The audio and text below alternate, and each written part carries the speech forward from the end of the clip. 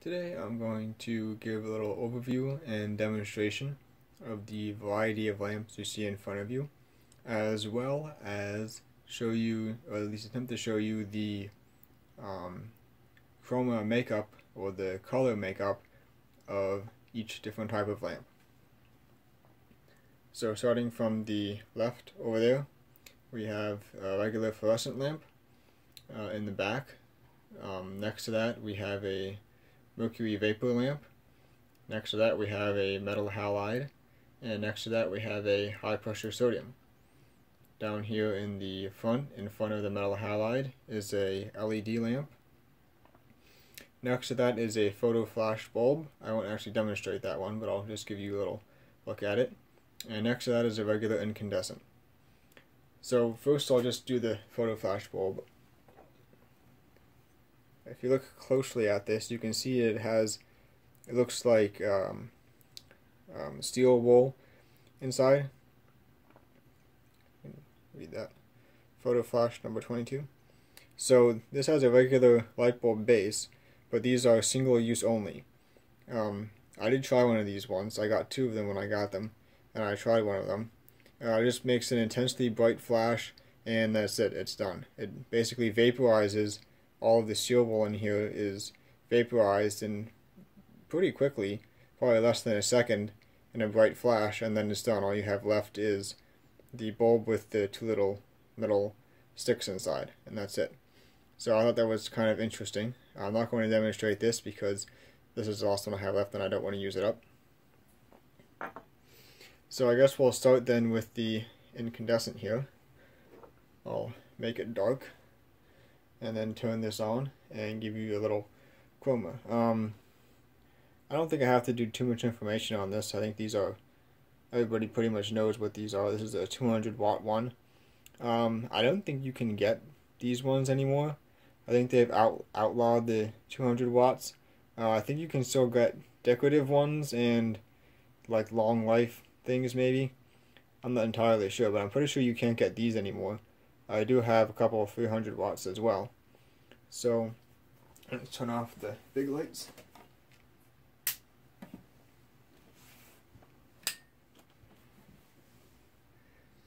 So we turn this on here. I mean, you can feel the heat coming off this pretty much instantly.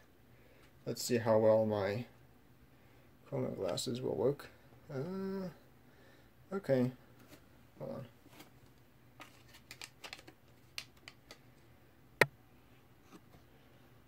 So you can pretty well see that, I guess. It's kind of hard for it to focus on it.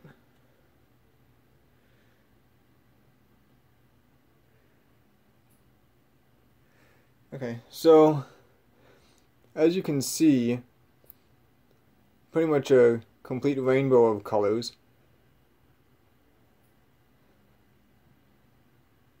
From blue, then light blue, then green, yellow, and red. Pretty much the full spectrum there.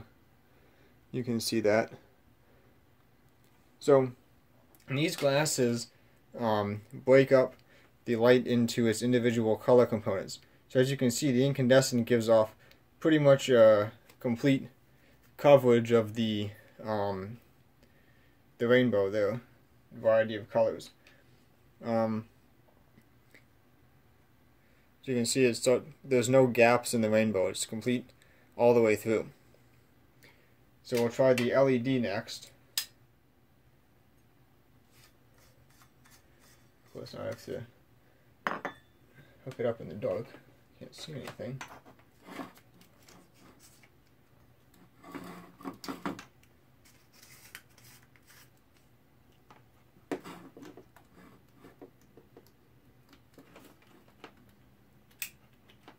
Okay, so that's the LED. So we got this aluminum heatsink on the back of it, and then the LED is a little chip that's inside that. Let's see what our glasses make of that. Okay. So you can see that looks like a pretty... It's not focusing now. It's kind of hard to tell because this LED is made up of it has a unit in there, like has a chip in there. It has a couple different, well, maybe about 12 or probably more than 12, or probably at least, well, there you can count them. So you can see it's made up of those little individual LEDs, and that's why the rainbow is so screwed up. See if we can just get a couple. Kind of hard to see, but as you can see, it looks like it's pretty much complete rainbow coverage as well. There are no gaps missing. When I turn on the fluorescent, you should see what I'm talking about with the gaps missing. I'm going to pause for this one while I fumble my way around in the dark. Okay, so here's the fluorescent. Now when I put up the goggles here, that doesn't look very good, does it?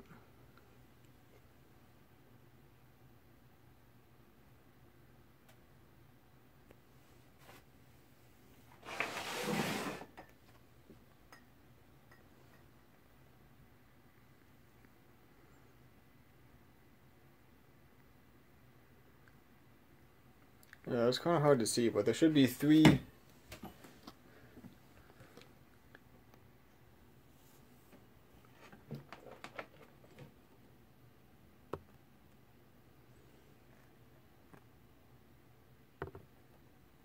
it's not exactly clear, but there should be 3 individual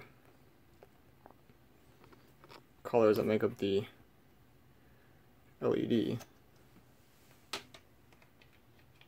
Not the LED, the fluorescent rather.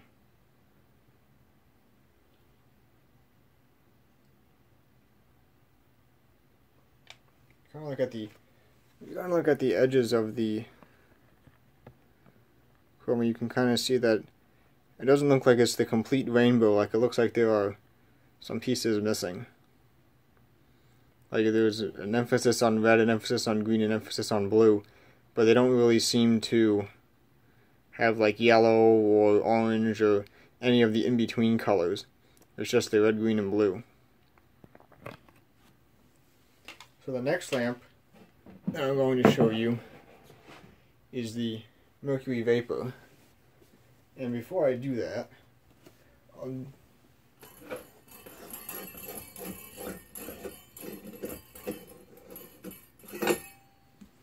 show you the bulb here. So as you can see, there's a inner glass tube inside the bulb, and if you look closely you'll notice that there's a film on there.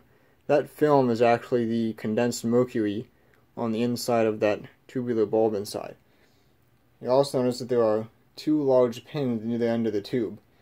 And the way this lamp works is it strikes an arc. So there's basically a giant spark going from this pin down here up to the upper pin up here. And as that giant spark goes through the gas, it heats the gas up, vaporizes the mercury, and once the mercury is vaporized, the arc through the mercury vapor gives this lamp its brightness and its color. So, as with the LED, you should notice with this that there are only certain colors given off and other colors are missing, and you can usually tell when this light is in use because it makes everything around it look like it has a strange color composition. So another thing I wanted to mention about this lamp is it needs a ballast. This down here in the bottom of the box here is the ballast. Basically looks like 2 big coils. And this serves the purpose to limit the current to the bulb. As I mentioned, it has an arc in there, and if an arc gets as much current as it wants, it'll just take more and more current and eventually melt all the other parts of the bulb. So this ballast down here limits the current to the bulb. And this here is a little bit of cotton I shoved in here. These coils are somewhat loose, and without this cotton in here, they vibrate like crazy and sound like a hair trimmer. So I put that in there to try and prevent them from vibrating too much so the light doesn't sound too loud. This lamp takes a while to warm up, so I guess I'll let you see this one warm up, but the metal halide and the high pressure sodium will skip the warm up on those. Those also have ballast in the bottom. So let's plug this in and give it a try.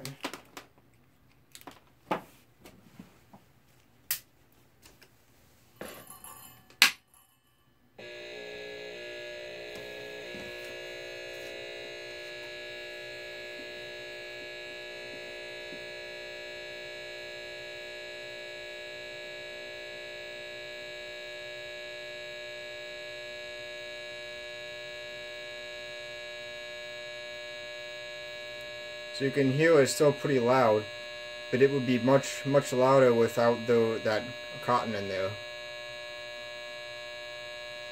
These type of lamps, the ballasts have been outlawed. You can't buy the ballast anymore. That ballast is about 20 years old. I got that out of an old lamp. You can still buy the bulbs, but you can't buy the ballast anymore.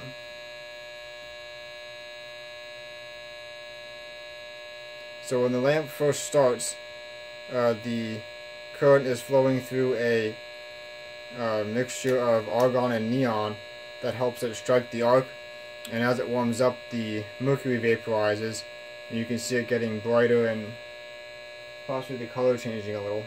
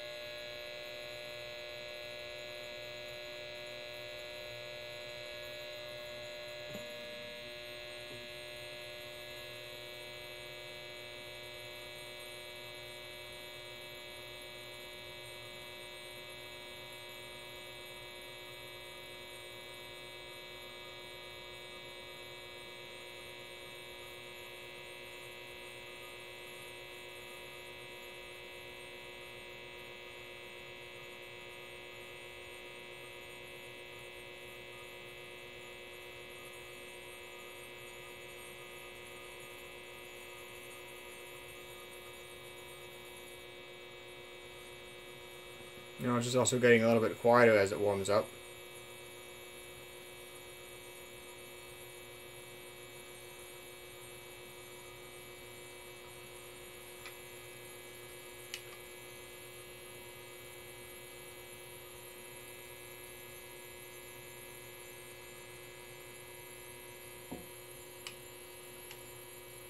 So I think that should be pretty good. We can take a look through our toggles now. Yeah, and this one you can clearly see the delineation. Notice that the spectrum is made up of only blue, yellow, and green. So that's why if you look at the background now, you can see that all the colors are completely different compared to what they were in the incandescent and the fluorescent light. So it's missing some pretty important colors, and that's why everything around it looks that odd off-color color. So that's the spectrum of the Mercury Vapor light. Now the next one I'm going to show you, the metal halide, works on a similar principle, except that they've added metal halide salts to the mercury mixture inside the bulb, and those metal halide salts serve to make up the missing colors in the mercury lamp. So by adding those metal halide salts, they can add the missing colors that are missing from the light and make it look much more natural.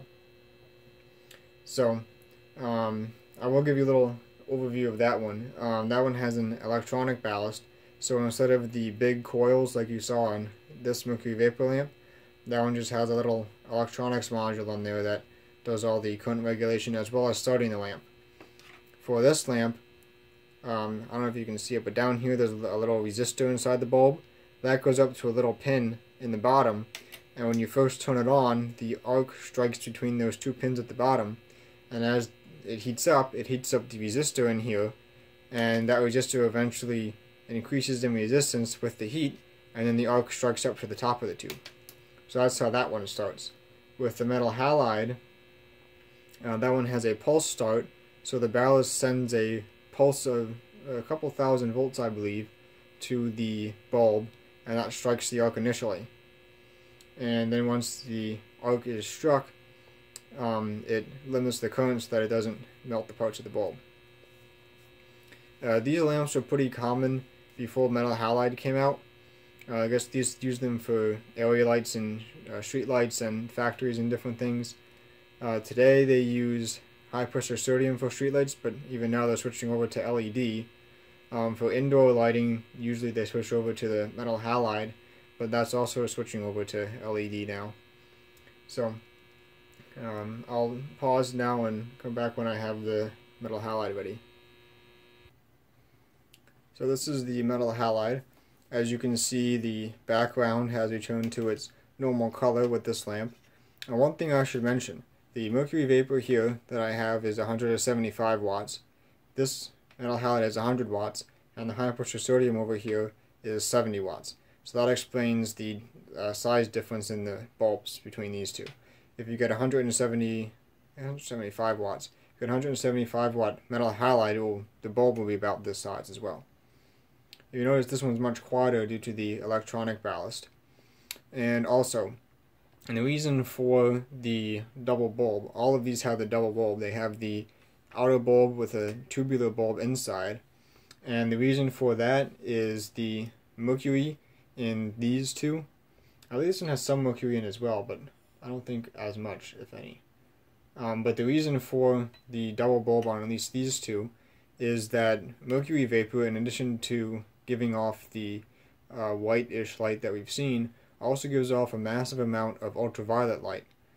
I heard a story about a case where they were using these mercury vapor lights, I believe in a gym, and with a ball or something, someone broke the outer bulb, but not the inner bulb, so the light was still on with the outer bulb broken, and basically everyone ended up with UV poisoning due to the massive amount of ultraviolet light given off by the mercury vapor. So this outer bulb serves to block the UV as well as protect the inner bulb.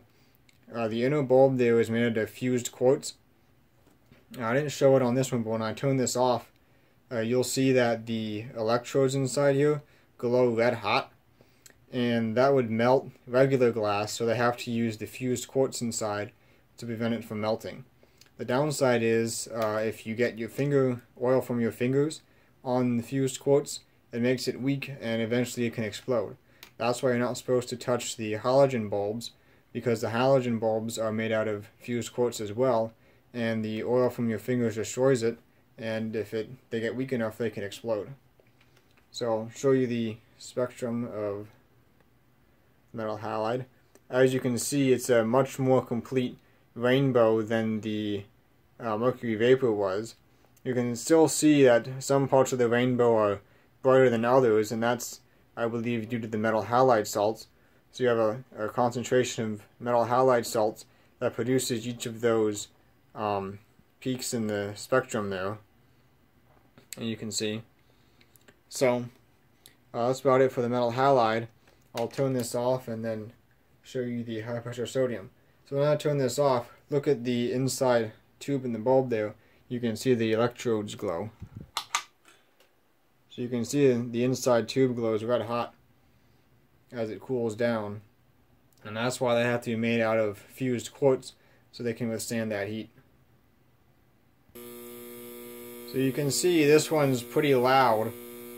This is almost what the mercury vapor one sounded like before I stuffed that cotton in there, except that was even louder than this. I think this might need some cotton shoved in there as well. This also has a magnetic ballast, and the reason for the hum, like we heard the hum from the mercury vapor lamp, is due to magnetostriction. So the current flowing through those coils causes the inner core, the metal inner core that they're wrapped around, to contract and expand with the current reversing with the alternating current. So that contraction and expansion due to the magnetic field generated by those coils, is what makes the hum. The problem is if you have any loose pieces on that ballast, like those coils were, the magnetic field also causes them to vibrate. So that's the problem with this here. There must be a loose piece in here somewhere that I have to locate and stuff cotton around that is vibrating as the transformer core is, or the ballast core is contracting and expanding with the magnetic forces.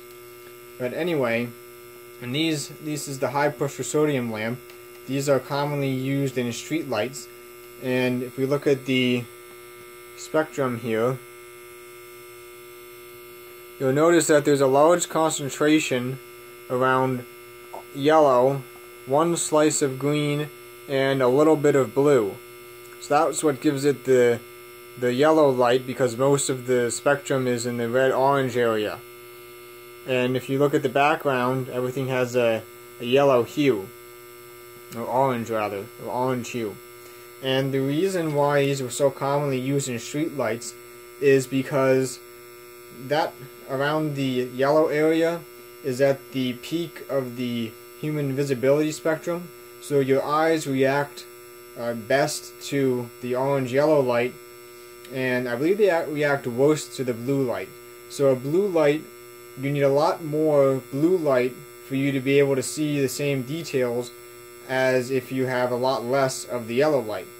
So by using the light like this that's concentrated mostly around the yellow, they can use lower wattage lights that still let you see the details as well as if they'd used a higher wattage white light. The only downside is then you can't see colors as well. But for driving around on the street, colors aren't that important as long as you can see where you're going. So that about concludes this demonstration of these lamps. I hope you learned something, and I hope you enjoyed watching. Thank you for watching.